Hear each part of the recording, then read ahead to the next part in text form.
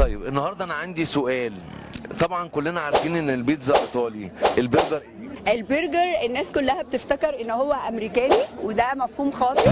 البرجر الماني يا جماعه، واصله هامبرج، وبعد كده خطفته امريكا وبقى بتاع امريكا، بس هو اصلا الماني. والسوشي؟ السوشي ياباني. السوشي ياباني. الكاري؟ الكاري هندي. الكاري هندي. طيب والفاهيتا؟ الفاهيتا مكسيكي. الكباب؟ الكباب كبابجي من تركيا. مذاكره كويس جدا جدا جدا.